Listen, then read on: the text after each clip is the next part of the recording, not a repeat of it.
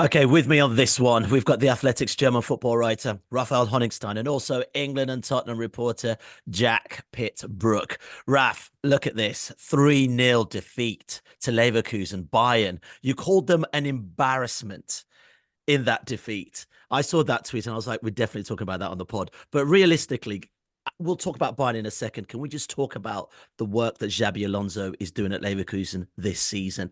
Absolutely outstanding. Yeah, hard to struggle to put it into words because it has been so superb. 31 games unbeaten, all competitions, 5 points clear in the Bundesliga, huge favourites to win the German Cup, among the favourites to win the Europa League, and all this from 17th place in the league when he took over last season. Now, granted, Leverkusen were in a bit of a forced position, and I think that was part of the attraction. He realised that they were going to go up the table almost by default. But the way he's been able to build on the work of last year when he made them a counter-attacking team, very defensively solid, into the best team in the Bundesliga, a team that can mix it up, a team that can dominate possession, but also can play really well and effectively on the break as they did against Bayern, shows you just how much of an impact he's had. And Leverkusen have this reputation for being a bit of a soft spot, for being a place where players come to be quite comfortable, knowing that's either a stepping stone or the kind of very unpressurized environment where you can have an easy life. But he also has changed the mentality completely, and his winning mentality, having done it all as a player, and I presume being on the verge of doing it all again as a coach, has rubbed off on them. And I can't speak highly enough of him. Yeah, Jack, you look at this Leverkusen team, young and a bit sprinkled with a bit of experience with the likes of Granit Xhaka as well. It's quite remarkable how quickly he's been able to get these lads on side and play also a beautiful version of football. What I love about this so much is it's the kind of thing that doesn't seem to happen in football anymore. You know, we're so used to I think what Bayern have won the last 11 Bundesliga titles consecutively. We're so used now to most of the big European leagues being locked down by the team who has the most money. And it feels very rare that a team, through basically having a great manager and then making a few clever signings and everybody buys into it and you generate a bit of momentum. It's I mean, maybe it's slightly nostalgic of me, but it feels to me like this is how football used to be, or rather football, this happened more often in football in the 90s and 2000s, whereas nowadays it doesn't seem to happen this way anymore. So it's, I think everyone, even people with no real knowledge or interest of Bundesliga whatsoever, are kind of all cheering on Bayer Leverkusen as they try to win the title. Yeah, one thing you've written about, Raf, is the fact that, you know, if you look at Stuttgart, if you look at Wolfsburg, you look at Dortmund, that game in the seasons against Bayern, in the seasons in which they won it, they had to beat Bayern to go ahead and win the title. And there's a sense here that this Leverkusen side, after beating Bayern so convincingly, have sort of lost that fear factor for Bayern. Did you agree with that in terms of how Xabi Alonso set up his team in comparison to Tuchel? Well, absolutely. I think Jonathan Tah after the game said we were so pleased when we saw the Bayern lineup because it showed how much respect they paid us rather than the other way around. That might not have been the decisive factor in the win. And I think it does take away that bit of mythology that Bayern have around them. A lot of people, I think, in Germany still think, okay, that's Bayern, they're going to come good. And maybe as the leading team, you get a little bit unsettled by that. But having beaten them so convincingly, I think Leverkusen have made it easier for themselves not to get distracted by all the noise about Bayern inevitably coming back and the red wave, you know, crushing over them eventually. I don't think they see that anymore. I think they concentrate on themselves and the kind of confidence that's bred in their game, combined with all the ramifications in Munich, which are just beginning to unfold, have put Leverkusen in a really strong position. What did you make of Thomas Muller's comments at the end, talking about, you know, we don't have to go at the manager. It's not about tactics. We had enough players of international quality. Really annoyed that, you know, the Bayern boys didn't step up for a game of such huge magnitude. think Müller put into words what many people would have thought. How come a Bayern team just doesn't show up in a game of this importance? Mm-hmm. What is it about these players that they just go missing? But of course, it doesn't stop there, because ultimately, even though Müller was at pains to point out that this is not about Tuchel's selection, Tuchel's tactics, ultimately, it's the manager's responsibility to get the players to turn up and perform. And they didn't. And I think so Müller was sort of saying one thing, but there was a heavy subtext as well. And perhaps it's no coincidence, again, that some of the big leaders that you'd expect to show up didn't do so in a season where Tuchel has sort of undermined them a little bit. There's been a constant debate about what Kimmich and Goretzka can't do as a duo. Tuchel wanted a more holding defensive specialist. He doesn't even play Kimmich in the most important game of the domestic fixture list. He plays him a little bit later, saying he's not fully fit. Kimmich says he is fully fit. Goretzka, in Kimmich's absence, was a complete no-show. It fell to a 19-year-old kid, Pavlovic, to do something in midfield, and he was overawed by the occasion. So it's very hard to divide cause and effect here. Is Tuchel right to put these big names into question because their performances are below par, or have their performances become below par because Tuchel has questioned their position and their sacrosanct status in the dressing room? You can extend that to De Ligt, who was supposed to be the leader at the back. He changes to a 3 at the back system. The one centre-back who's been a constant in this calendar year doesn't make it onto the pitch. Dayot Upamecano, fresh from injury, is back instead. Eric Dyer, fresh from the Tottenham bench, is starting instead. And Kim Min-jae, fresh from the Asian Cup, is starting instead. So Tuchel has shaken up, if you will, the existing order in the dressing room. And you can do that as long as you win. If you're not winning, then you're building up a disgruntled opposition of big names who have the ear of the board, and it's a very dangerous game to play. Jack, were you surprised to see, with your Tottenham hat on, were you surprised to see Eric Dyer playing at centre-back in such a game of such magnitude in the Bundesliga? Yeah, a little bit. I mean, I know obviously it's it is a different league and a different style of play and so forth. But as Raf says, he's not played really at all for Tottenham this season. He almost literally couldn't have been further down the pecking order for Postecoglou. And to be frank, he hasn't played well since the first 6 months of Antonio Conte. So we're going back to the 21-22 season now, so 2 years ago. I'm actually quite a big fan of Dyer because I think he brings quite a lot to a football club. He's a great guy. He's very thoughtful. He's multilingual. He's a leader in the dressing room. He can play in different positions, but he hasn't played to a consistently high level for quite a while now. And to see him thrown into a different environment with such high expectations, I can see why Bayern would want him as a squad player, but to have him thrown into that game ahead of someone like De Ligt does seem slightly surprising. Yes. Rafa, I'm just going to be blunt. Is Tuchel in trouble? Realistically, I mean, if Leverkusen carry on the way they're going, I mean, the Bundesliga's theirs, out of the domestic cups. It's really just the Champions League left. And let's face it, we know how hard that is. There's a certain Real Madrid in there who look unbelievable at this moment in time. A few other teams in there that look very, very good. I mean, he's kind of penned to the back here. Absolutely. It's under huge pressure. Bayern need to, first of all, eliminate Lazio. I think that's a non-negotiable. If they fail to do that, then I think his position will probably become untenable. Even then, they need to, keep going in the Bundesliga, at least get their house in order, play some decent football, get the wins. If Leverkusen ultimately played a perfect season and perhaps go for the whole season unbeaten, something that no one's ever done in the Bundesliga, then maybe Bayern will just be gracious enough to say, okay, Leverkusen are better. We don't have to tear up the whole thing and start again.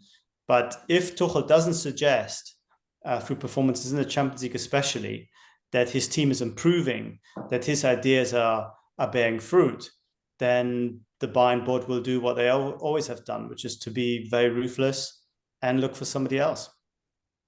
Yeah, Jack, I was just, listening to this, and especially from an outsider's perspective, do we get a feeling that it's going to be same old Bayern, they'll find a way? Or do we generally think that, Xabi Alonso, what he's doing here is just absolutely outstanding? I mean, for the dream of football alone, I want Leverkusen to take this Bundesliga. But do we see chinks in the armor of Bayern Munich here? And we're thinking actually Leverkusen have just got too much to see it all the way to the end? Well, I mean, 5 points isn't that much when you still got, what, 14 league games 13. remaining. 13 league games, sorry, remaining. And of course, last season, Musiala won them the league in the last minute of the whole season. So look, there is a lot of football left to be played, although I get the impression from what Raf says that, I mean, Leverkusen are just playing significantly better than Bayern at the moment in such a way that it feels just as plausible that gap might get bigger rather than smaller, which I guess would be their problem. If that job does become available in the summer, Raf, is Xabi Alonso one of those names that you definitely know the hierarchy at Bayern will be looking at? I mean, it's fundamentally it's their job to look at, next big prospects. And Bayern, we know, like to pinch some of the best talent from the league to make their team, invincible, to say the least. I mean, Alonso's been somebody on Bayern's radar for a long time. Since he retired, there was a feeling that eventually he'll come back and be a Bayern coach. Up until this moment, the timing wasn't quite right. He hadn't had the experience at top level either, but he's done enough in those 2 years to put himself at the very top of the wish list. If Bayern would have their pick, he'd probably be number one at the moment. But will they have their pick?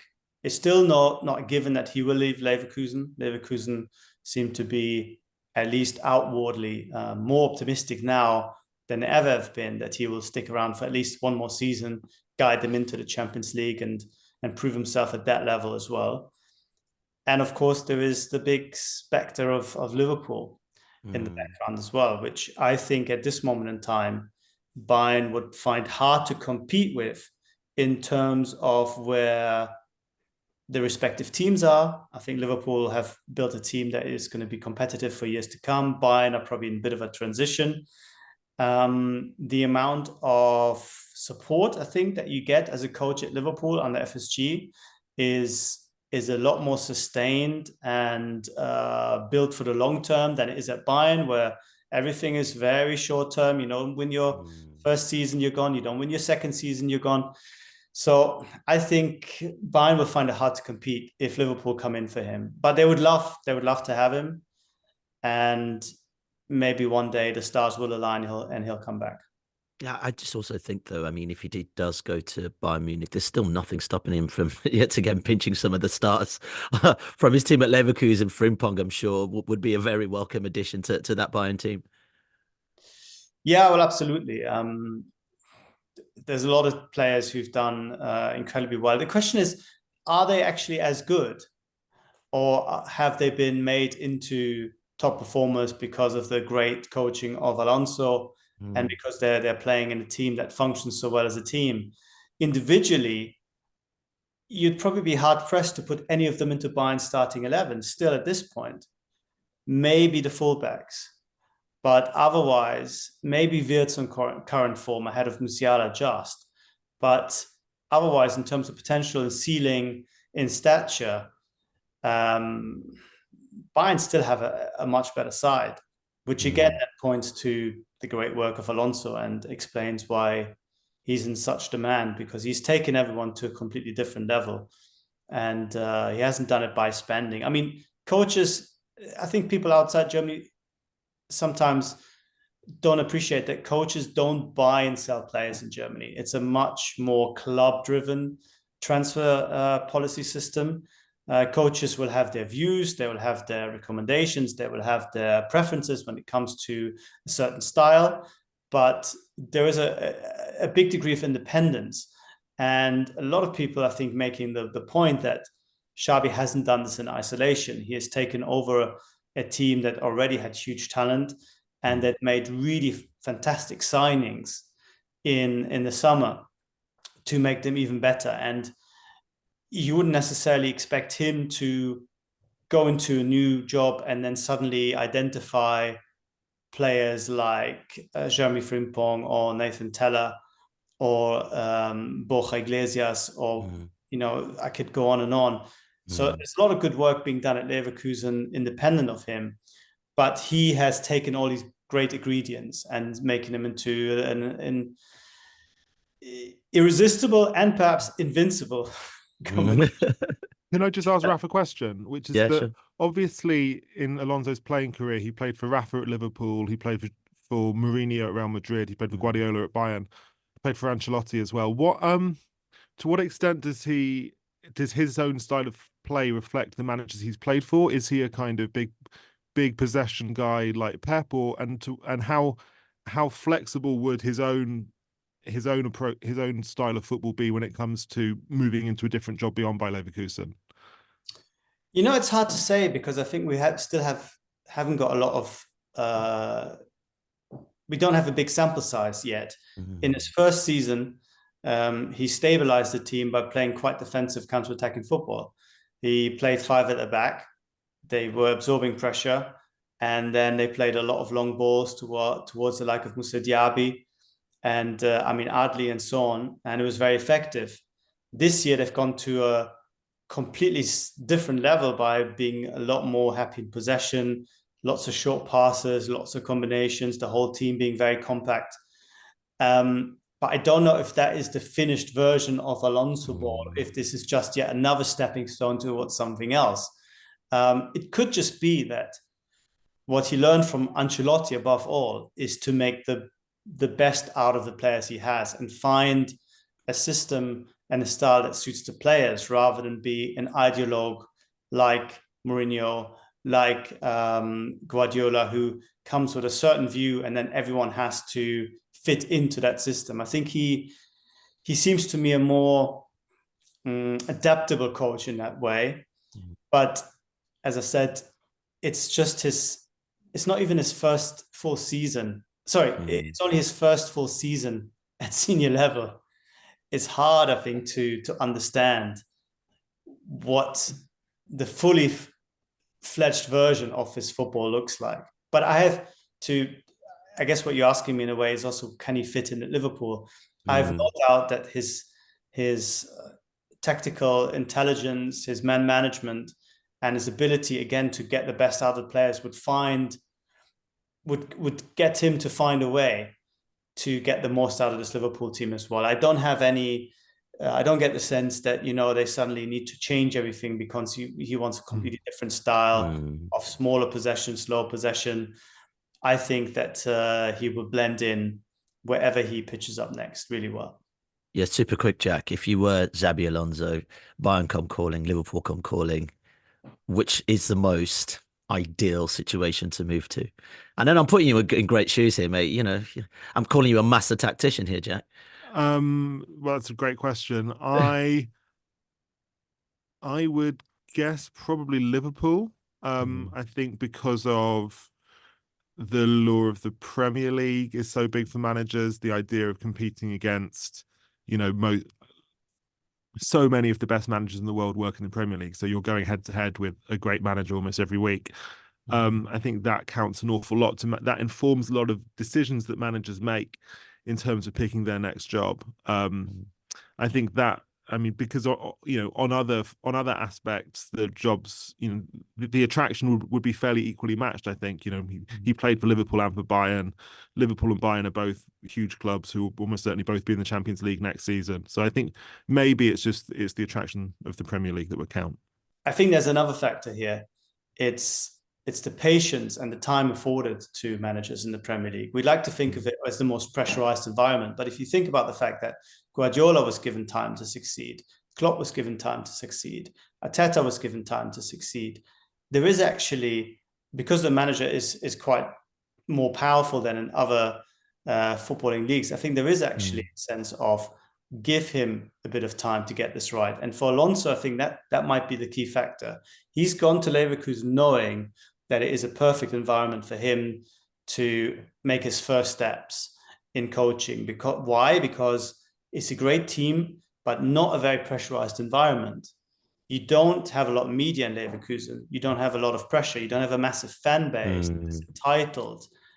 So putting all that into context and understanding how he picks his next clubs, I think is yet another reason why Liverpool are more attractive in my mind. Well, let's move on to Harry Kane, who has had, I mean, an incredible season so far, 24 goals and 5 assists in 21 games. I mean, I almost just turn on the Bundesliga every week and Harry Kane has scored either a hat-trick or just another blinding goal. Jack, obviously, we know what he did at Tottenham. Were we expecting him to be this successful so quickly in a new league? I think so, yeah. I think I was expecting him to be this good. He's been, I mean, just from watching him play for Tottenham in England over the course of the last 10 years, I think now, he looks after himself very well. He's in good shape. He's technically brilliant. He's very clever. He's been able to play up front in a variety of different ways over the years. He used to be a kind of rampaging, lead the line, batter centre backs physically, kind of more Alan Shearer type player. Over time, he's kind of dropped a bit deeper. He's sort of what Arsene Wenger would call a 9.5. So he's clearly a hugely intelligent player who's able to play in different situations. So I don't think I ever had much of and also he was going into a team that was better than the team that he left. And to be honest, playing against opposition which were weaker than the teams that he would play more often than not in the Premier League. So I didn't have any doubts that he would hit the ground running and score as many goals as he has done. And Rafa, just a thought in terms of how he settled in at Bayern. Look, they paid a lot of money. What, 86.4 million pounds for Harry Kane. I mean, he's definitely worth the money. How are the Bavarians taken to Harry Kane? Oh, they love him. They love his goals. They love his professionalism. He is, for a superstar, remarkably humble and uncomplicated. Does every press interview that's being asked of him. Always happy to play for the team. Again, I think that's quite unique. Centre forwards, big strikers, you sometimes get the sense they play their own game. They want to score. It doesn't really matter so much to them whether the team draws or loses. He is the opposite. He plays for the team. And as Thomas Tuchel says, he plays for the process, and the goals are almost kind of a byproduct. So yeah, hugely successful time. The caveat is coming now. He didn't show up along with everyone else in the big game against Leverkusen. He needs to now show up in the knockouts, because he hasn't been bought to break goal-scoring records. He hasn't been brought to score hat-tricks against Heidenheim and Hoffenheim. He's been brought to be the missing piece, rightly or wrongly. Whether that's a justified expectation is another matter, but he's been brought to be the missing piece for a Champions League winning team.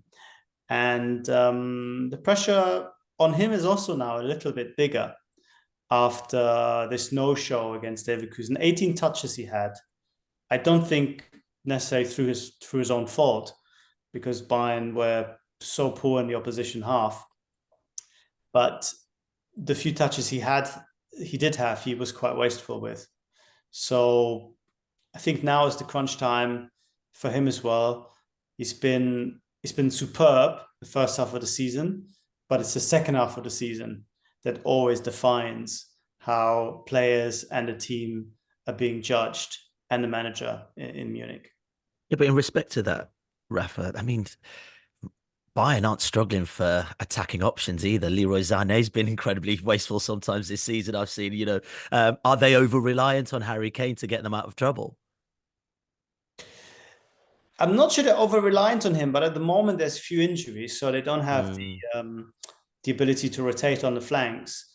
Serge Gnabry's still injured. Kingsley Coman picked up an injury. That leaves Leroy Sané as the one senior winger, if you will. Brian Zaragoza has come in, but is yet to play for Bayern, still quite young. And Jamal Musiala can play wide, but it's not his preferred position. What he does, and he was bought for that reason, is to paper over a lot of cracks. If you have Harry Kane or a player of his quality in your team, it almost doesn't matter at times whether you play good football. he will find a way of scoring, and then it doesn't matter. You can play pretty poorly, but have Harry Kane up there with a couple of goals, and it's another 3 points in the bag, and you move on.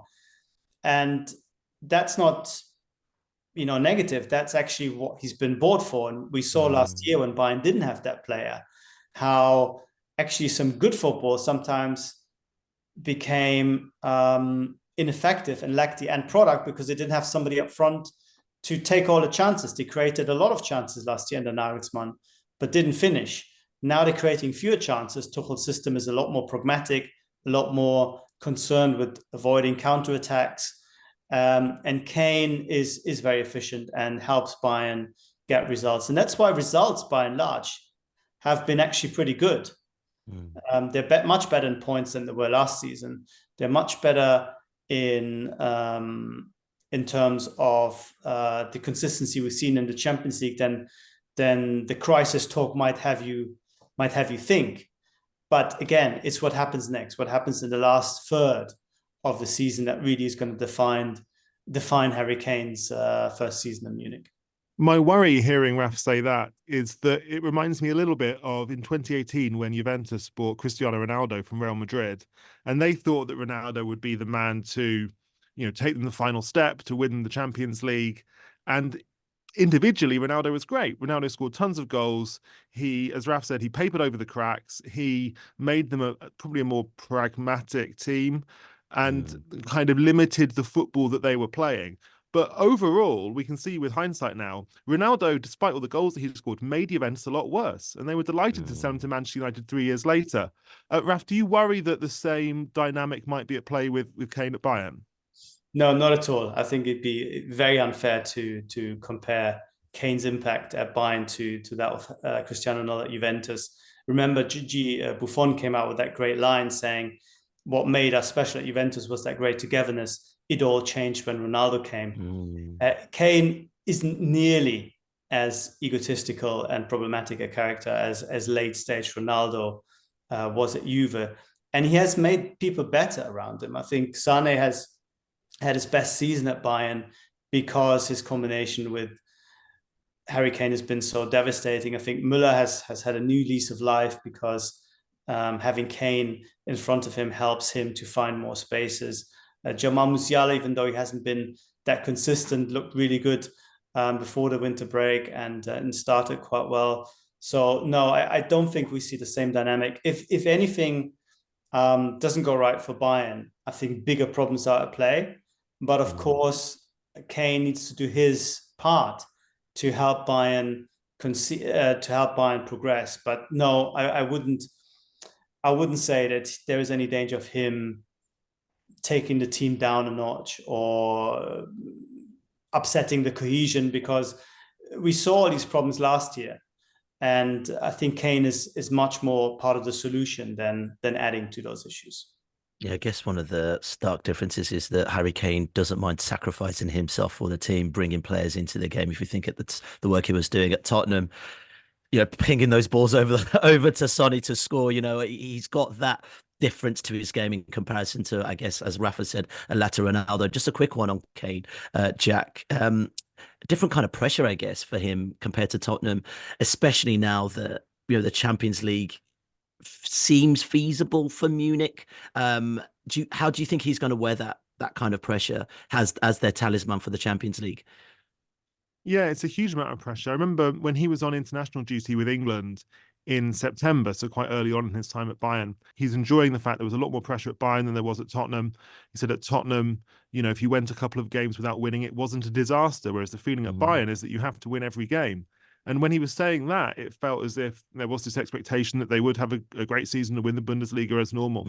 But I think this will only add to the pressure that he feels in the Champions League over the rest of the season. I think Kane probably needs to win stuff this season even more than Bayern do, in the sense that when he went there, the expectation, certainly from outside and maybe even from within, was that this was finally his chance to go and win trophies.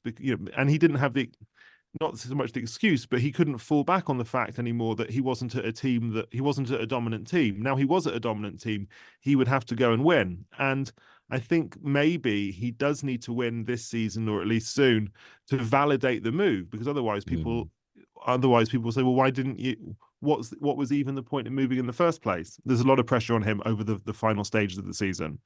Yeah, I think we just dug this stats out that his record in finals isn't that great, both for Spurs and England. What Kane has lost all 4 finals for club and country, not great. Failing to score in each of those games, bar a penalty in Euro 2020. The shootout that was versus Italy.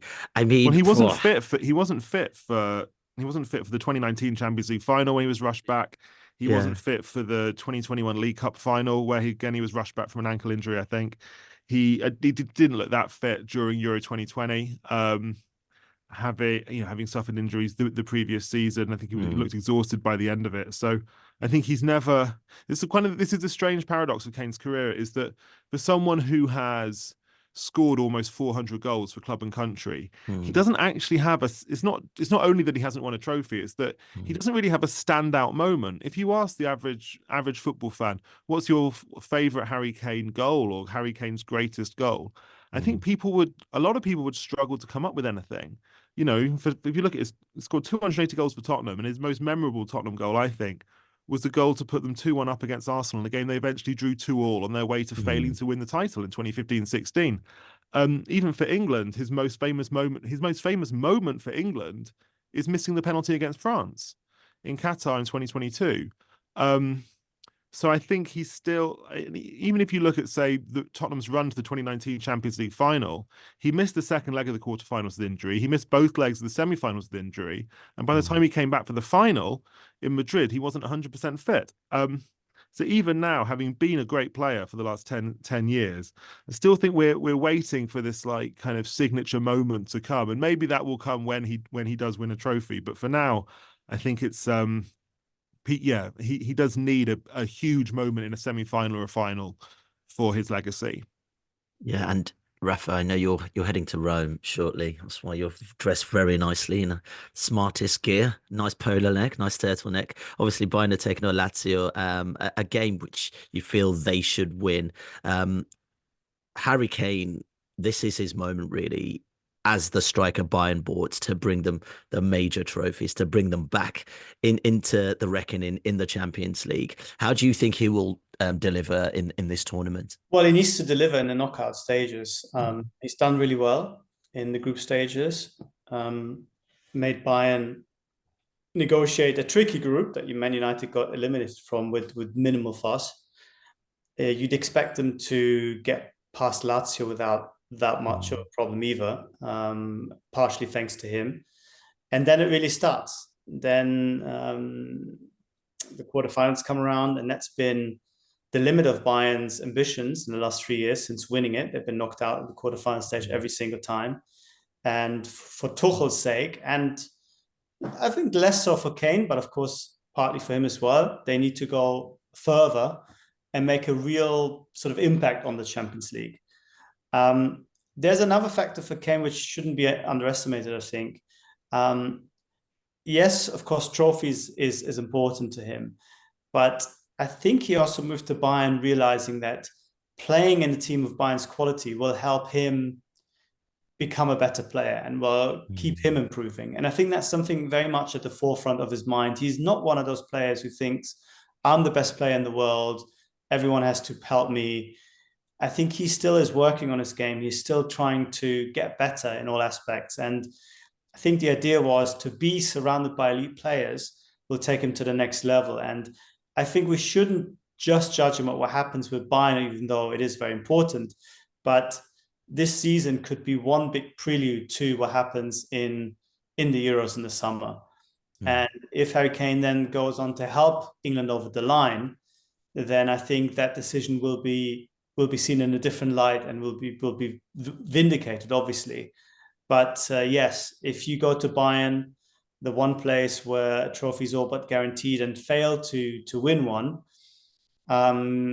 people who are happy to roll out the stereotypes will have a field day. But I think by the time he leaves Munich, there won't be any shortage of silverware in his particular trophy. Yeah, just For sure. I was just thinking as well, we've got the Euros this summer as well, Jack. If we talk about Harry Kane in finals, this is the one really as well.